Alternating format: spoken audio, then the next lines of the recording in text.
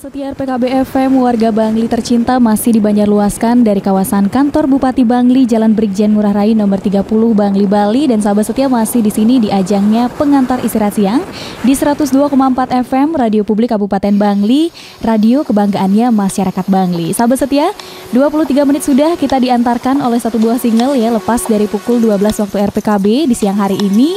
Dan untuk menemani istirahat siang hari Anda sahabat setia, seperti yang sudah Intan katakan tadi, Intan sudah hadirkan langsung di tengah-tengah ruang dengar sahabat setia dan akan memberikan insight baru kepada kita semua ya, narasumber dari RSU Bangli yang siang hari ini akan berbagi informasi seputaran kesehatan tentunya. Sudah hadir di tengah-tengah ruang dengar sahabat setia Bapak Dr. Dewa Gede Beni Raharja Prabawa, M Biomed SPM dari Rumah Sakit Umum Daerah Bangli yang siang hari ini akan menyapa sahabat setia dan membahas seputar topik yang sangat menarik, yaitu katarak. Sebelum itu mungkin Pak Dokter bisa disapa dulu sahabat setia RPKB yang ada di rumah supaya sahabat setia lebih mengenal sebenarnya siapa sih narasumber kita di siang hari ini. Silakan. Halo, selamat siang sahabat setia RPKB. Ya, saya Dr. Dewa Beni, ya disingkat Dewa Beni aja. Kalau nama aslinya kepanjangan soalnya. Ya, pada siang kali ini saya jadi narasumber pada acara di radio kita. Iya. Ya. Oke, luar biasa sahabat setia. Jadi Dr. Beni akan menyapa sahabat setia RPKB ya. Nanti kita akan berbincang-bincang terkait dengan katarak. Nah, kalau kita bicara masalah katarak nih Dr. Beni, menurut berbagai sumber yang sempat Intan baca tadi ya, katarak ini merupakan penyebab kebutaan terbesar di Indonesia, dokter. Kira-kira kenapa ya katarak itu bisa disebut sebagai penyebab kebutaan terbesar di Indonesia? Sebenarnya katarak itu apa? Mungkin ada sahabat setia RPKB yang masih awam, baru pertama kali mendengar kata katarak. Apa sih itu katarak? Silakan dijelaskan. Oke ya, jadi katarak sebenarnya itu adalah kalau definisinya atau apa itu katarak? Katarak itu adalah kekeruhan di lensa mata. Jadi kalau ibaratnya kita analogikan ke kamera, di lensanya di kamera itu dia keruh ya. Nah, kenapa jadi paling banyak di Indonesia? Jadi menurut riset sih memang penyebab kebutaan paling besar itu adalah katarak. Dan itu bisa dicegah, istilahnya kebutaannya bisa dicegah ya. Kenapa paling banyak? Karena karena itu merupakan penyakit degeneratif, penyakit karena usia ya. Jadi setiap orang tuh pasti akan katarak pada waktunya, entah dia lebih cepat atau lebih lambat aja ya. Itu kenapa dia jadi sangat tinggi sih sebenarnya apa istilahnya katarak itu di masyarakat ya. Berarti yang biasanya kita lihat di gambar begitu ya, yang lensa matanya sudah putih semua, itu yang disebut katarak ya dokter? Ya, jadi yang katarak yang sudah putih itu, jadi itu katarak matur. Kalau kita orang awam atau pasien bilang itu udah matang kataraknya gitu, kayak buah aja matang gitu. Dari yang aslinya lensa itu seharusnya dia jernih gitu. Jadinya kalau dia karena degeneratif karena usia, salah satunya pada usianya, dia jadi keruh. Dari yang setengah keruh namanya imatur, kemudian full keruh putih namanya matur, ataupun kelewatan matang istilahnya hipermaturnya. Jadi kayak apa namanya? Kalau orang Bali bilang bes nasak nih kataraknya gitu. Kataraknya sudah nasak kata orang Bali ya. Kemudian penyebab dari katarak ini sebenarnya apa sih dokter? Ya, jadi kalau penyebabnya yang paling utama yaitu yang pertama adalah katarak senilis, itu adalah karena usia. Jadi dia karena proses penuaan dari kita di atas umur 50 tahun. Biasanya proses itu sudah mulai terjadi. Itu penyebab pertama. Semakin bertambah usia akan semakin tinggi kemungkinannya dan semakin keluhannya semakin terasa. Yang kedua yaitu penyebabnya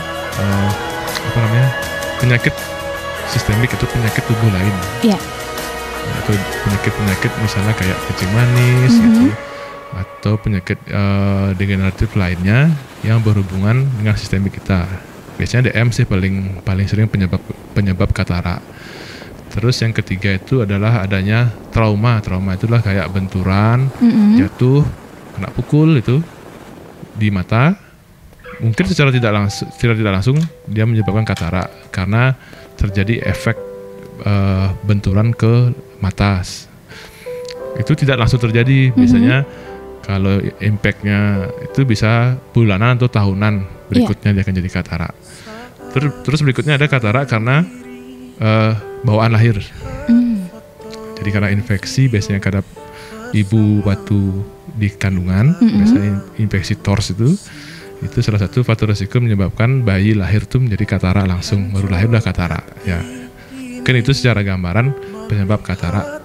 Iya, jadi sebabnya ya. Iya, jadi menjadi satu hal yang menarik karena tadi Dokter Beni mengatakan bahwasanya katarak itu seiring berjalannya waktu semua orang berisiko mengalami katarak nanti at the end of the day begitu ya. Tapi ternyata tidak hanya orang tua saja yang berisiko terkena katarak karena tadi ada katarak yang sudah bawaan lahir, kemudian ada dari kecelakaan begitu ya. Berarti faktor usia itu tidak menjamin ya dokter seseorang bisa terkena katarak. Kalau faktor usia ya memang karena faktor usia ada salah satu faktor utamanya, tapi maksudnya bukan karena usia tua aja gitu. Yang bayi lahir pun, anak-anak, remaja, dewasa yang di bawah 40 tahun sampai yang di atas 50 tahun pun itu semua berisiko terkena katarak. Iya. Kemudian tentang faktor-faktor risiko tadi kan sudah disinggung juga terkait dengan faktor-faktor risiko yang bisa menyebabkan katarak begitu ya dokter. Kemudian bagaimana sih cara kita mengetahui kalau ternyata sudah ada indikasi katarak nih di tubuh kita begitu dokter? Apa sih ciri-ciri atau gejala awal sebelum kita diklaim mengidap katarak begitu dokter? Mungkin bisa dijelaskan? Ya, ciri-ciri atau biasa sih gejala dulu. Gejala kita bagi dua, ada gejala, ada tanda istilahnya yang objektif. Jadi subjektif dari keluhan kita itu yang paling pertama itu yang jelas pasti penglihatan jauh itu buram. Melihat jauh itu buram. Di luar itu memang kita ada pakai kacamata, pakai Mi plus itu kan lain ya. Bisa dulu nggak ada kacamata tapi tiba-tiba buram, nah itu mungkin bisa tanda awal katarak. Ditambah umur 50 tahun tiba-tiba buram itu gejala awal katarak. Kemudian ada keluhan yang biasanya muncul yang menyertai itu yaitu kedua tuh silau kena matahari. Keluhan lebih terasa di siang hari dibanding di sore hari. Itu katarak yang istilahnya yang belum matang dulu kayak itu. Terus yang kalau katarak yang udah matang ya pasti nggak bisa melihat. Ya paling parahnya ya hanya lihat lampu pakai senter tuh baru lihat sinar. Kalau enggak ya gelap gitu. Ya itu keluhan tanda-tanda katarak ya. Terus untuk yang tandanya yang jelas ya ada putih gitu, kalau di senter di mata kok ada putih di pupil mata gitu. Ada putih itu biasanya sih habis itu dicek di pemeriksaan di dokter mata itu mungkin ya dari situ kita tahu ini katarak ya lebih detailnya sih gitu. Jadi perlu diwaspadai juga ya setelah kita tahu ciri-ciri dari katarak itu. Kemudian kalau misalnya kita sudah ternyata waduh saya terindikasi katarak nih dokter, bagaimana sih cara pengobatannya? Apakah jalan satu-satunya adalah melakukan operasi? Ya untuk penanganan katarak, jadi satu-satunya penanganan katarak itu adalah operasi sebenarnya. Tapi ada indikasi, indikasi itu istilahnya kapan sih katarak itu harus yang dioperasi gitu ya. Jadi ada sebenarnya kita punya kriteria di dokter mata, penglihatan jauh seberapa, habis itu apakah menimbulkan penyakit mata lain. Misalnya seperti glaukoma atau mungkin ada sakit kepala, atau yang kedua yang berikutnya tuh keluhan pasien tuh terlalu istilahnya keluhannya tuh lebih besar dibanding kataraknya itu ada seperti itu. Biasanya pada profesi yang supir gitu, kataraknya tipis tapi dia nggak bisa nyetir, nggak bisa nyetir malam hari kan biasanya itu gangguannya. Otomatis yang kita operasi dibanding kalau kita kasih kacamata atau obat itu tidak akan istilahnya menyembuhkan untuk kataraknya.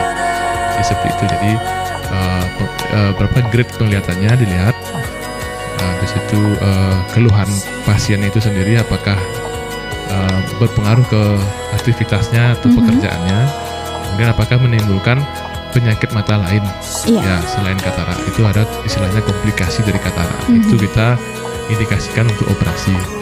Di luar itu kalau misalnya ada katarak tapi penglihatan masih jelas, keluhannya minimal, biasanya kita observasi, kita lihat perkembangannya untuk kontrol berikutnya, mungkin berapa bulan sekali untuk dicek kondisi atau perkembangannya. Oke, terima kasih Dokter Beni atas jawabannya, sahabat setia RPKB. Kita sudah ulas sedikit tadi ya secara umum tentang apa itu katarak, kemudian penyebab, ciri-cirinya dan juga cara pengobatannya. Sesaat lagi kita akan bahas lagi lebih dalam terkait dengan katarak ini, sahabat setia. Jadi sahabat setia jangan kemana-mana ya, tetap stay tune di sini di 102,4 FM Radio Publik Kabupaten Bangli, kebanggaannya masyarakat Bangli. Sahabat setia RPKB, 41 menit kita lepas dari pukul 12 waktu RPKB FM di siang hari ini, dan Intan masih akan sapa Anda bersama narasumber spesial kita di siang hari ini. Dr. Beni masih akan menyapa sahabat setia RPKB berbagi informasi terkait dengan katarak, sahabat setia. Tadi kita sudah sempat ulas mengenai apa itu katarak, kemudian penyebabnya, kemudian ciri-cirinya bagaimana, dan terakhir tadi pengobatan katarak. Begitu tadi sempat disinggung terkait dengan operasi katarak, dan kita akan lanjutkan diskusi kita di siang hari ini bersama Dr. Beni. Nah, Dr. Beni tadi sempat dijelaskan terkait dengan operasi katarak.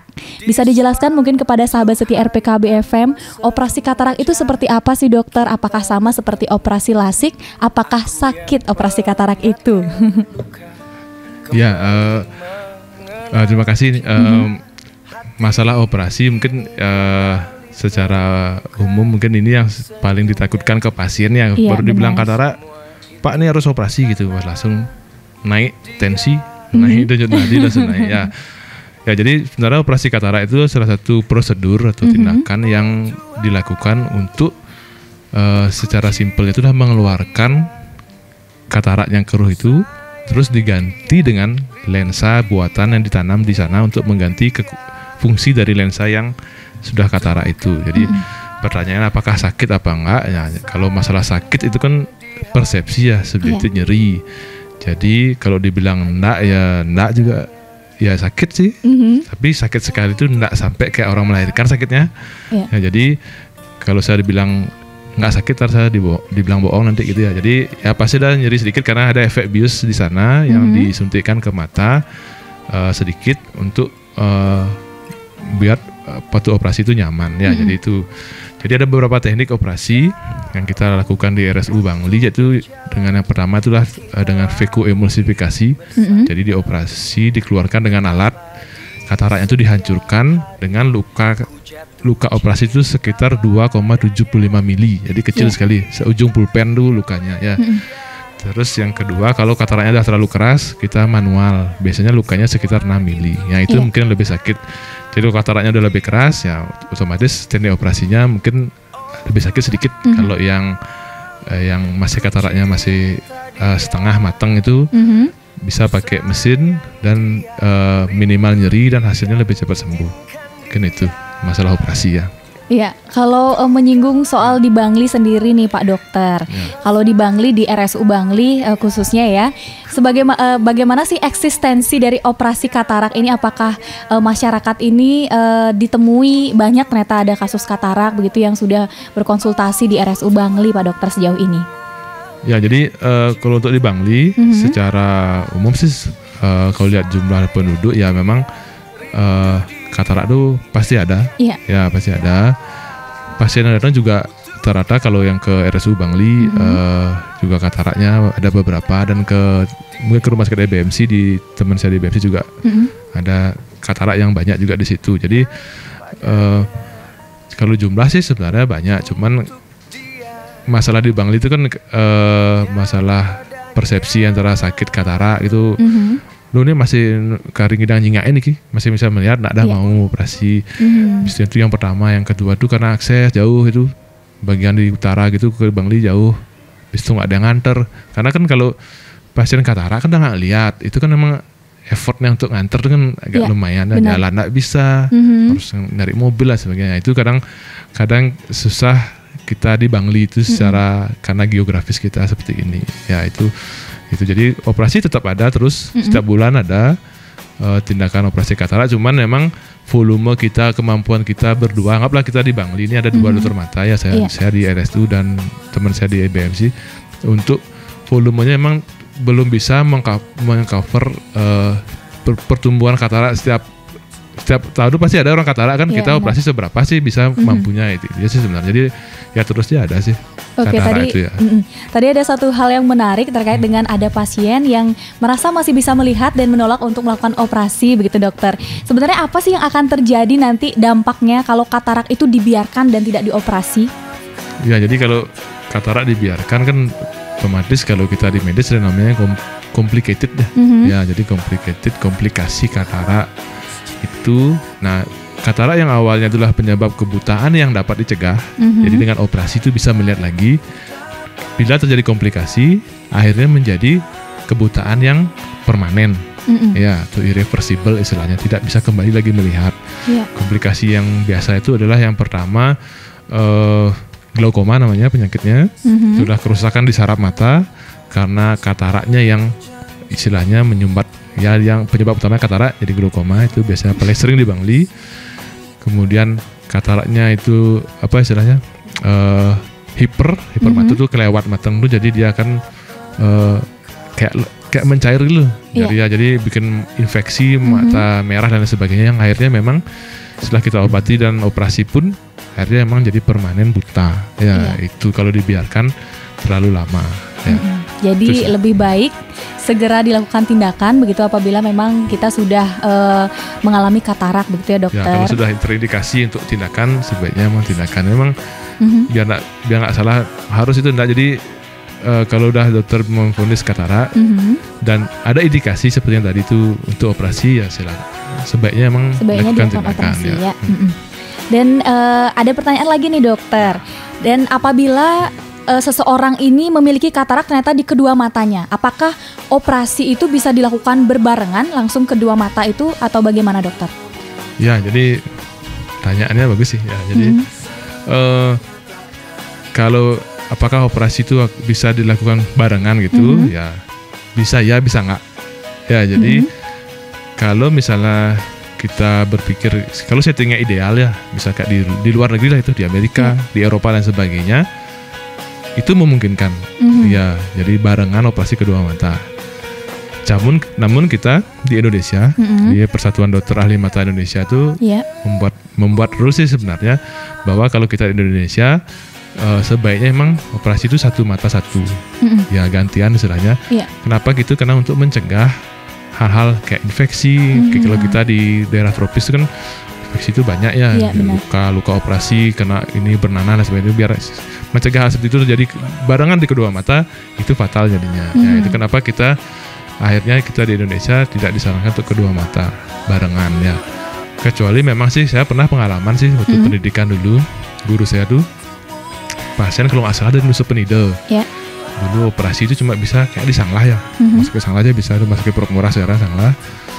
Habis itu pasiennya tuli, nggak dengar sama sekali. Habis itu buta katarak kedua mata. Habis itu operasi dengan lokal anestesi kan nggak bisa, harus dibius. Jadi guru saya memutuskan untuk kita bareng aja biar sekali dibius total operasi kedua mata. Saya pernah ikut sekali ya kayak itu. Setelah itu nggak pernah lagi di satu hari itu kedua mata dioperasi ya. Jadi ada banyak pertimbangan sih untuk itu. Sebaiknya emang satu, udah sembuh, udah berhasil, baru mata sebelahnya satu gitu. Ya, jadi bisa iya bisa tidak, tergantung di mana operasinya, ya, karena banyak pertimbangan. Salah satunya adalah mencegah terjadinya infeksi. Iya. Terima kasih Dokter Beni. Kemudian lanjut lagi dokter terkait dengan operasi katarak. Nah, kalau misalnya kita sudah melakukan operasi nih, berapa lama sih waktu mata itu untuk bisa pulih kembali setelah melakukan operasi ini, dokter? Ya, jadi kalau pasien sudah memutuskan operasi, jadi ada perawatan pasca operasi. Ya, kalau istilah kita di rumah sakit post-op, post operasi. Jadi biar ada gambaran, jadi pasien di operasi kalau sudah memutuskan untuk operasi, misalnya hari apa, Selasa gitu. Jadi kita di dokter mata atau di poli, kita akan mempersiapkan dulu namanya pre-operasi dengan cek lab dan sebagainya, udah oke, operasi. Nah, untuk pemulihannya itulah dilakukan biasanya perawatan selama sekitar 3 minggu itu. Perawatan itu kontrol aja. Jadi kontrol, karena dia operasi mata itu udah rawat jalan, bisa pulang. Kecuali memang ada indikasi untuk rawat inap ya. Ya, biasanya pulang. Besoknya kan datang kontrol, dibuka perban matanya. Jadi diperban mata 1 hari aja. Ya, kalau operasi itu berhasil, besoknya udah bisa lihat. Ya, celing gitu lihat. Kalau nggak ada masalah lah operasi itu bisa melihat. Terus selama di rumah pakai obat, dan ada pantangannya, nggak boleh kena air, nggak boleh kena debu gitu, selama sekitar 2 minggu. 1 minggunya kontrol lagi, dilihat bagus. minggu ketiganya kontrol lagi, udah selesai, mungkin itu aja. Terus sekitar kontrol lagi setelah operasi 3 kali kontrol di poli aja. Kalau tidak ada masalah langsung bisa melihat dengan normal ya. Dan kemudian tadi kan dokter menjelaskan terkait dengan operasi katarak itu bahwasanya kita lensa matanya diganti begitu ya dokter, lensa mata yang sudah katarak itu diganti. Kemudian lensa mata yang baru ini setelah operasi katarak ini apakah memiliki jangka waktu bertahannya atau sekali itu sudah permanen sembuhnya? Ya jadi lensa tanam itulah lensa dipasang itulah lensa tanam di mata itu ya memang sekali dipasang sampai memang ada sesuatu lah atau memang kelainan di lensa itu. Jarang sih memang ada kelainan di lensa karena lensa itu kan akan menggantikan fungsi lensa mata katarak kita yang sebelumnya. Biarpun memang secara fungsi memang tidak akan bisa sesempurna ciptaan Tuhan tuh lensa mata itu yang bisa autofokus gitu kan. Tapi sekali tanam akan dipasang akan tetap di mata kita terus ya, kecuali memang ada indikasi ada pergantian atau apa yang memang perlu sesuai indikasi medisnya ya, tapi itu jarang sih diganti, sekali aja ya, mungkin itu ya. Dan apakah memungkinkan kalau misalnya kita sudah melakukan operasi katarak kemudian kita kembali katarak begitu dokter? Kalau logikanya sih enggak ya, sekali udah dioperasi katarak itu nggak akan ada kembali ya, kecuali memang ada istilahnya kalau kita di medis di dokter mata tuh ada namanya katarak sekunder, karena waktu kita operasi kan memang ada bagian lensa dulu katarak tuh yang disisakan kantongnya tuh istilahnya untuk masang lensanya itu ya, jadi kadang kantongnya itu yang keruh lagi,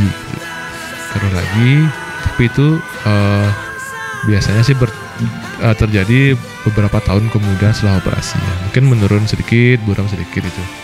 Biasanya itu di laser sih untuk penanganannya ya. Kalau katarak lagi kayak dulu tuh enggak. Sekali aja dah katarak operasi ya udah.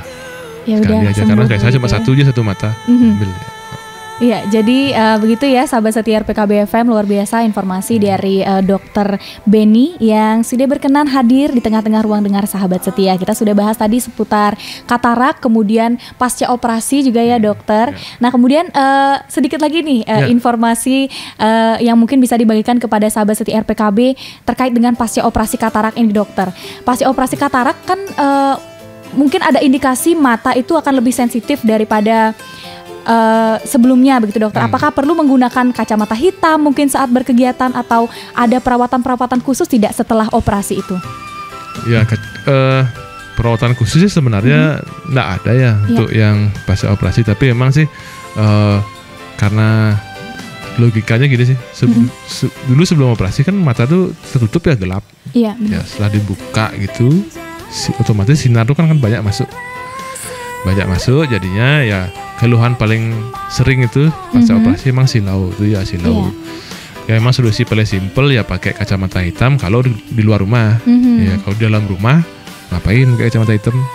Kalau di dalam rumah atau malam-malam itu ngapain pakai kacamata hitam? Itu pasien tuh kadang-kadang itu kontrol sore malam tuh pakai kacamata hitam. Ibu ngapain pakai kacamata hitam malam-malam itu? Tambah gelap kayak gitu. Jadi kalau keluar selain sebagai proteksi debu dan sebagainya juga untuk melindungi mata kita tuh yang sensitif karena habis operasi. Itu memang istilahnya efek samping dari tindakan yang ringan sebenarnya ya, dan akan berkurang seiring dengan waktu setelah operasi itu ya. Oke, jadi seiring berjalannya waktu akan kembali normal, jadi masih bisa nonton TV seperti semula begitu ya dokter ya. Oke, menarik sekali sahabat setia RPKB FM, warga Bangli tercinta. Sebentar lagi kita akan lanjutkan kembali ya dokter. Tadi kita sudah bahas banyak terkait dengan katarak dan operasi. Sesaat lagi mungkin kita akan bahas tentang bagaimana sih cara pencegahan katarak supaya sahabat setia RPKB FM tahu hal-hal apa yang harus dilakukan untuk menghindari yang namanya katarak ini. Jadi jangan kemana-mana sahabat setia, tetap stay tune di sini di 102,4 FM Radio Kebanggaannya Masyarakat Bangli. Sahabat setia RPKB FM, warga Bangli tercinta masih stay tune di sini di 102,4 FM Radio Kebanggaannya Masyarakat Bangli.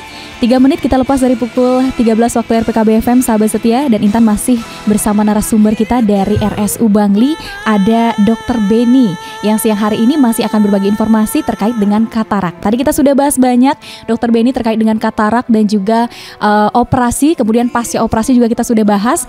Tapi ada sahabat setia RPKB yang mau bertanya di siang hari ini. Mohon berkenan dijawab dulu lagi 2 pertanyaan dokter ya. Pertanyaan yang pertama yaitu sejauh mana sih dokter tingkat keberhasilan setelah operasi pengangkatan katarak?